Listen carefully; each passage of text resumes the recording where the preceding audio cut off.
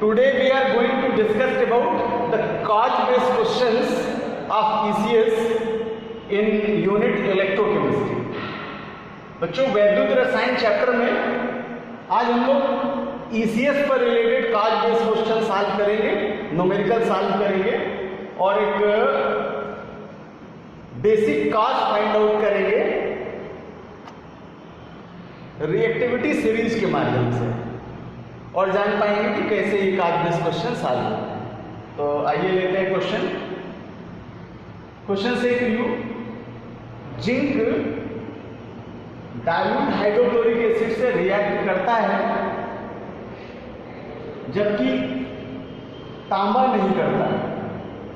Give a brief reason, कारण से discuss कीजिए। Why zinc react with dilute hydrochloric acid but copper cannot react, give a brief reason or cause why it is possible with zinc but not possible with copper. बच्चों you know that the place of copper is lower side in the comparison of hydrogen in ECS. अगर हम इन elements की ECS make करें तो ECS में hydrogen को main elements के रूप में लेते हैं because E naught potential of hydrogen is zero. और प्लेस शिफ्ट करें देन हाइड्रोजन से जस्ट नीचे प्लेस मिलेगा कॉपर का और Zn का प्लेस बच्चों हाइड्रोजन से ऊपर मिलेगा। तो इस तरह से इन एलिमेंट्स की ये ECS जनरेट कर सकते हैं। अब अगर हम सेल डायग्राम ले लें तो और क्लियर हो जाएगा कि किस सेल में ये रिएक्शन पॉसिबल है और किस सेल में रिएक्शन पॉसिबल नहीं है।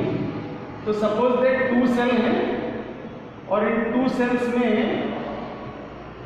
Hydrochloric acid as a electrolyte solution लिया गया और you know that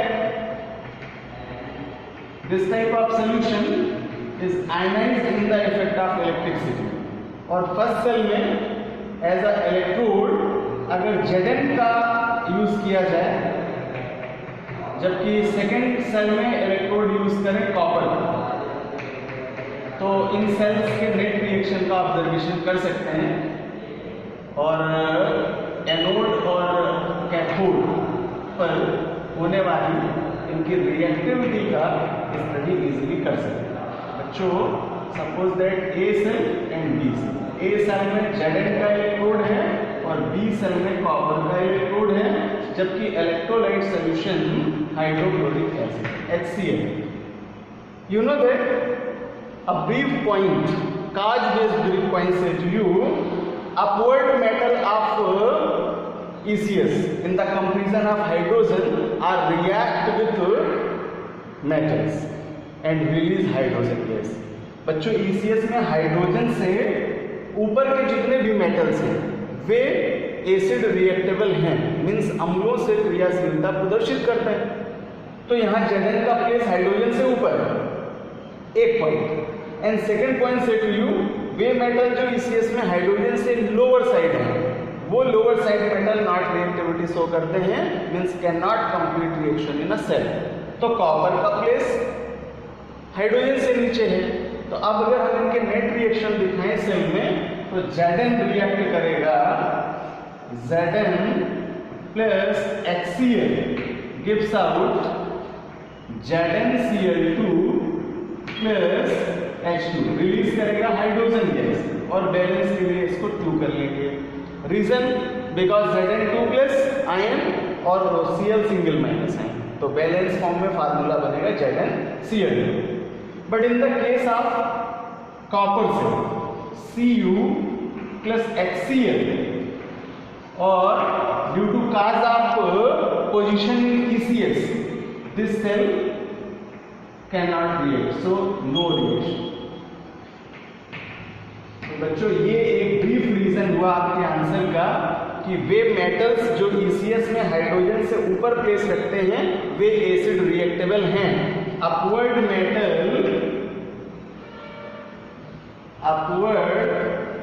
metals are react with acid. ऊपर की जो धातुएं हैं वो अम्लों से क्रियाशील होती हैं, क्रिया करेंगे, but lower metal can not react with acid. Hydrogen से नीचे की धातु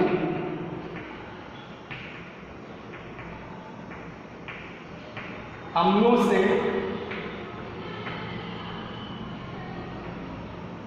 क्रियाशील नहीं। तो ये बच्चों इस क्वेश्चन का काज आंसर होगा और फाइनल होगा कि फर्स्ट सेल में तो रिएक्शन पॉसिबल है, हाइड्रोजन रिलीज करेगा एसिड से रिएक्ट करके, बट सेकेंड सेल में ये रिएक्शन पॉसिबल नहीं है। नेक्स्ट क्वेश्चन लेते हैं बच्चों, वेरिएशन बेस्ड है और रिएक्शन को यहां आइडेंटिफाई करना है कि given reactions are possible or not. तो बहुत अच्छा क्वेश्चन है, रिएक्शन का आइडेंटिफाई करेंगे और साथ में दो कम से कम यहां ब्रीफ पॉइंट्स मिलेंगे आपको जो ईसीएस के कैरेक्टर्स होंगे। तो आइए डिस्कस कर लेते हैं फर्स्ट रिएक्शन का। रिएक्शन है ZnNO3 का whole taken 2 plus twice Ag gives out twice AgNO3 plus Zn। और सेकेंड रिएक्शन है Ag plus H2SO4 gives out Ag2SO4 plus H2। तो हम सबसे पहले जनरेट कर लेते हैं ECS, जो भी इन रिएक्शंस के गिवन एलिमेंट्स हैं इनके ECS जनरेट करते हैं और देन इसके आंसर फाइंड आउट कर लेते हैं। ECS में हाइड्रोजन मेन एलिमेंट है because E naught potential of hydrogen equals to 0। अब जब ई नॉट पोटेंशियल इसका 0 है तो यहां पर चलते हैं Zn पर, प्लेस मिलेगा हाइड्रोजन से अपवर्ड और सिल्वर का प्लेस मिलेगा हाइड्रोजन से डाउनवर्ड। ये दो ब्रीफ एलिमेंट हैं, इन दोनों रिएक्शंस को ले लिया जाए। अब डिस्कस कर लेते हैं फर्स्ट रिएक्शन का और according to diagram, cell diagram. Suppose that first reaction के लिए ये जो टेम्परेरी सेल है इसमें इलेक्ट्रोलाइट सब्सटेंस लिया गया है ZnNO3 का होल टेकन 2, ZnNO3 का होल टेकन 2 और इलेक्ट्रोड लगाया गया है सिल्वर का, मींस बच्चों चांदी का इलेक्ट्रोड लगाया गया, सिल्वर मेटल का इलेक्ट्रोड यूज किया और प्लेटेड किया गया है एनोड और कैथोड।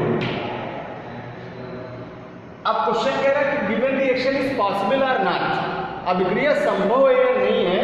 तो इसका ब्रीफ रीजन लेते हैं यहां से। मैंने डिस्कस किया था ECS कैरेक्टर्स में कि ECS में अपने से लोवेस्ट मेटल के साल्ट सॉल्यूशन से अपवर्ड मेटल रिएक्ट करता है।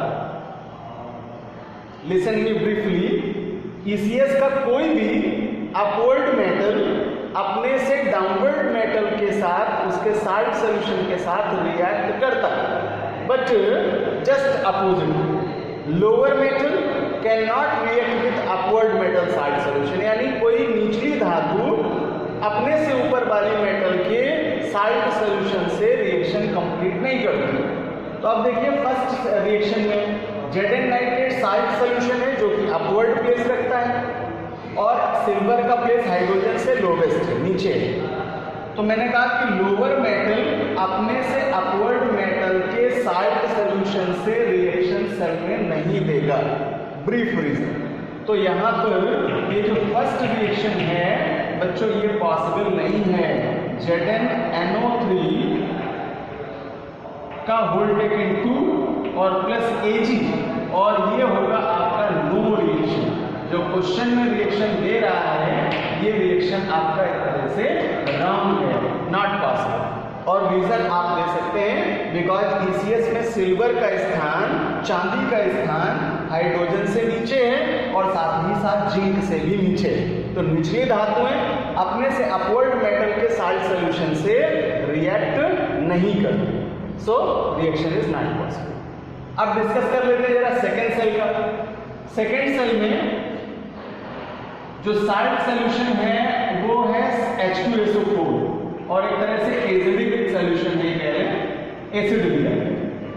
As a electrolyte H2SO4 electrolysis कराएंगे, ब्रेक करेगा, किसमें करेगा? 2 आयंस में करेगा और H2SO4 का ब्रेक करने का रिएक्शन होगा twice H plus SO4 double bonds. ये आपके ब्रीफ रिएक्शंस होंगे। अब यहां पर यूज करते हैं सिल्वर का इलेक्ट्रोड, और सिल्वर का जब इलेक्ट्रोड यूज करेंगे तो देख पाएंगे कि रिएक्शन पॉसिबल है या नहीं। तो यहां पर एनोड और कैथोड रेटेड करते हैं और सिल्वर का इलेक्ट्रोड है Ag, और जबकि यहां भी हमने Ag का एक इलेक्ट्रोड यूज किया। अब फिर से रिएक्शन चेक करते हैं, possible or not, but reason बदल जाएगा बिकॉज यहां जो हम रिएक्ट करा रहे हैं वो है एसिड, और एसिड के लिए मैंने अभी प्रीवियस क्वेश्चन में आपको पॉइंट्स दिया, लॉजिक दिया कि ECS में वे मेटल्स जिनका प्लेस हाइड्रोजन से लोवेस्ट है वे एसिड से रिएक्टेबल नहीं है, मींस अम्लों से क्रिया नहीं करते। तो सिल्वर का प्लेस यहाँ पर ECS में हाइड्रोजन से नीचे, और नीचे है तो ये एसिड से रिएक्ट नहीं करेगा, so can not react with acid. और अगर एसिड से रिएक्ट नहीं करेगा बच्चों तो दूसरे सेल के लिए भी कंक्लूजन आया और आपका आंसर क्लियर हुआ कि this reaction is not possible. So आप देख सकते हैं कि Ag plus H2SO4 gives no reaction. तो इस तरह से बच्चों अगर देखा जाए ECS से आंसर हमें पता चले कि जो गिवन रिएक्शन है क्वेश्चन में ये दोनों ही रिएक्शन पॉसिबल नहीं हो। Now we solve our next variation based question. It is a very best question for ECS because depending on electrode and salt solution. Question say to you, copper sulphate solution में iron copper को replace करता है, but platinum उस solution से copper को replace नहीं करता है। Give a brief reason. बच्चों आयरन कॉपर को कॉपर सल्फेट विलयन से रिप्लेस करता है, but platinum can not replace copper from this solution. तो अगर हम सबसे पहले इनकी ECS देख लें क्वेश्चन के अकॉर्डिंग तो सॉल्विंग इजी होगी।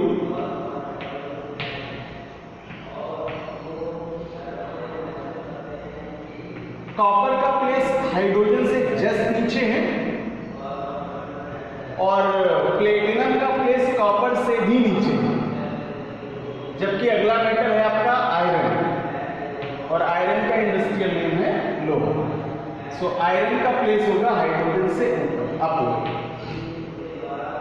गिवन क्वेश्चंस के अकॉर्डिंग जो एलिमेंट हैं उनसे बच्चों ये ECS आपकी जनरेट होती है, और अब इसके एक्टिविटी के अकॉर्डिंग हम लोग इस क्वेश्चन को सॉल्व कर सकते हैं और एक ब्रीफ आंसर यहां से फाइंड आउट कर सकते हैं। चलिए दोनों क्वेश्चंस के लिए सेल डायग्राम लिया जाए और फिर देखते हैं रिएक्शन ये देंगे, रिप्लेस करेंगे या नहीं करेंगे, क्या ब्रीफ रीजन।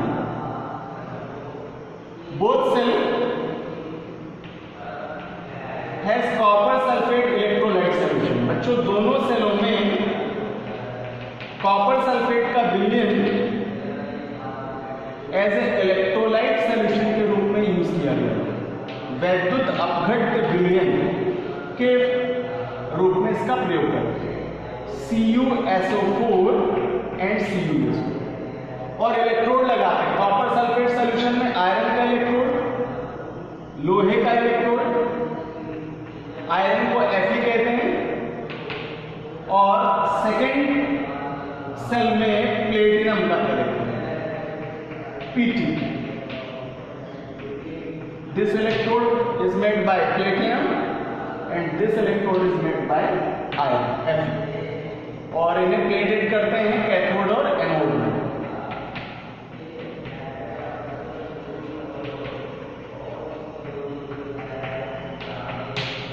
अब डिस्कस करेंगे रिएक्शन का। तो मैंने आपको कैरेक्टर्स में पॉइंट दिया था कि ECS में कोई भी अपवर्ड मेटल अपने से लोवेस्ट मेटल के साल्ट सॉल्यूशन से रिएक्ट करेगा। लोअर मेटल अपने से अपवर्ड मेटल के साल्ट सॉल्यूशन से रिएक्ट नहीं करेगा। तो चलिए देखते हैं कौन सा रिएक्ट करेगा और कौन नहीं करेगा। Fe का प्लेस है ऊपर और साल्ट सॉल्यूशन है कॉपर का, means reaction is possible. So Fe plus CuSO4 gives out FeSO4 plus Cu। बच्चों ये रिएक्शन पॉसिबल है और क्वेश्चन भी यही कह रहा था कि आयरन कॉपर से रिएक्ट करके, कॉपर सल्फेट से रिएक्ट करके कॉपर को रिप्लेस करता है, डिस्ट्रॉय करता है। तो अगर ये रिप्लेस करेगा यहाँ से तो ये रिएक्शन सेल में नेट पॉसिबल है। और रीजन मैंने आपको दे दिया, बिकॉज ECS में ऊपर वाली धातुओं से जब रिएक्ट करता है कोई नीचे का साल्ट सॉल्यूशन मेटल का, वो रिएक्शन पॉसिबल है। सेकेंड सेल में जाएं तो प्लेटिनम का प्लेस है हाइड्रोजन से नीचे और साल्ट सॉल्यूशन है कॉपर का, तो कॉपर सल्फेट का सॉल्यूशन अपवर्ड है जबकि मेटल रिएक्टिविटी नीचे की है, ये रिएक्शन पॉसिबल नहीं है। सो Pt प्लस CuSO4 और सेल में होगी नो रिएक्शन। और रीजन मैंने आपको दे दिया, यही काज होगा, यही इस क्वेश्चन का रीजन बनेगा कि वैद्युत रासायनिक श्रेणी में रिएक्टिविटी सीरीज में ऊपर की धातु में अपने से नीचे वाली धातु के साल्ट सॉल्यूशन से रिएक्ट करेगी। तो पहले सेल में अभिक्रिया संभव है और ये आयरन इस कॉपर को रिप्लेस करेगा, जबकि नीचे की धातुएं अपने से ऊपर वाले मेटल के साल्ट सॉल्यूशन से रिएक्ट नहीं करती हैं, इसलिए प्लेटिनम कॉपर सल्फेट सॉल्यूशन से कॉपर का रिप्लेसमेंट नहीं कर पाएगा।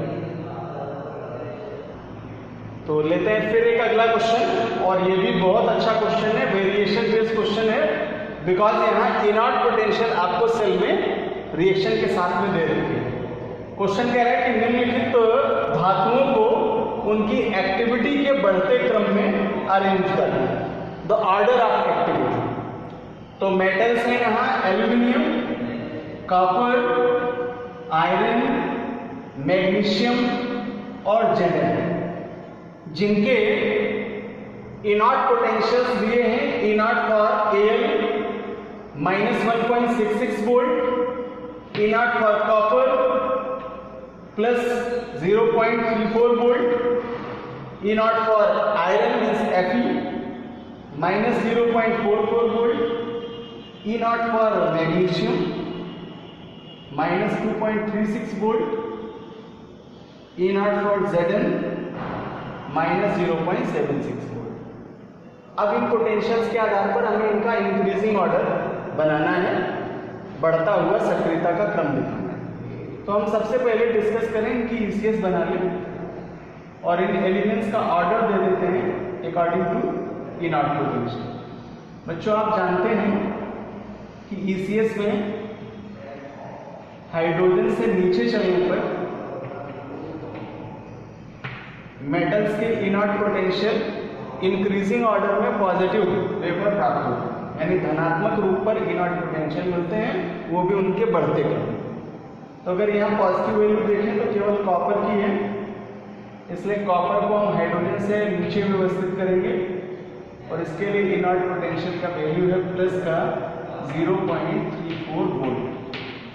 अब जब हाइड्रोजन से अपवर्ड चलते हैं तो माइनस में इनॉट पोटेंशियल मिलते हैं और वो डिक्रीजिंग ऑर्डर में होते हैं, मीन्स घटते क्रम में इनको व्यवस्थित करते हैं। तो जब माइनस के वैल्यू चेक करते हैं तो आपको सबसे लार्ज वैल्यू मिलती है Zn के लिए। सो Zn का इनॉट पोटेंशियल मेजर करेंगे माइनस का 0.76 वोल्ट। देन Zn के बाद का प्लेस होगा एल्यूमिनियम का अकॉर्डिंग टू इनॉट पोटेंशियल, जो कि गिवन है क्वेश्चन में, माइनस का 1.66 वोल्ट। और इसके बाद मैग्नीशियम का Mg का लास्ट करेंगे और ये होगा माइनस का 2.36 वोल्ट। बच्चों इन गिवन इनॉट पोटेंशियल से हमने सबसे पहले ECS जनरेट की और अब हमें यहाँ से ECS में इनके एक्टिविटी का ऑर्डर निकालना आएगा। अगर हम एक पॉइंट डिस्कस करें कि जब हम अपवर्ड टू डाउनवर्ड चलते हैं अपवर्ड टू डाउनवर्ड, यानी ईसीएस में ऊपर से नीचे चलते हैं तो धातुओं की सक्रियता, activity of metals is decreases, धातुओं की सक्रियता घटती है। और जब डाउनवर्ड टू अपवर्ड चलते हैं ईसीएस में तो इन एलिमेंट्स की एक्टिविटी इंक्रीज होती है, इंक्रीजेस, एक्टिविटी इंक्रीजेस मीन्स सक्रियता का वैल्यू बढ़ेगा। तो आपको क्वेश्चन में कह रहा था कि एक्टिविटी का इंक्रीजिंग ऑर्डर देना है तो हमें इस सीक्वेंस में चलना चाहिए, कॉपर से मैग्नीशियम की तरफ। तो बच्चों ऑर्डर मिलेगा Cu सबसे कम एक्टिव होगा according to ECS in art potential, और इससे ज़्यादा है Zn, और Zn से अधिक एक्टिव होगा एल्यूमिनियम, और सबसे अधिक एक्टिव होगा मैग्नीशियम। तो बच्चों ये सक्रियता का यानी एक्टिविटी का इंक्रीजिंग ऑर्डर मिला, ये होगा सक्रियता का बढ़ता क्रम, increasing order of activity, increasing order of activity, metals की एक्टिविटी का ये इंक्रीजिंग ऑर्डर होगा। तो इस तरह के क्वेश्चन बच्चों आपको क्वेश्चन पेपर पर मिलते हैं सॉल्विंग के लिए। बहुत अच्छे से अगर आप ईसीएस तैयार कर लेते हैं, और सबसे ज़रूरी बात है कि ईसीएस के जो एलिमेंट हैं उनका सीक्वेंस अगर बहुत अच्छे से आप व्यवस्थित करना सीख लेते हैं तो इस तरह के ईसीएस बेस्ड क्वेश्चन देने में आपको उनके आंसर फाइंड आउट करने में मिनट टू मिनट आप इनका आंसर फाइंड आउट कर सकते हैं राइट पेपर। तो ईसीएस तैयार करें और इन कार्य बेस्ड क्वेश्चंस की खूब प्रैक्टिस करें। नेक्स्ट क्लास में आपको डिस्कस करेंगे अगले टॉपिक्स का, और प्राइमरी और सेकेंडरी सेल्स का क्लासिफिकेशन समझाएंगे, सेल का मैकेनिज्म लेंगे और देखेंगे कि किस तरह के सेल में कौन से रिएक्शंस, नेट रिएक्शंस पॉसिबल हैं और उनके डायग्राम्स भी।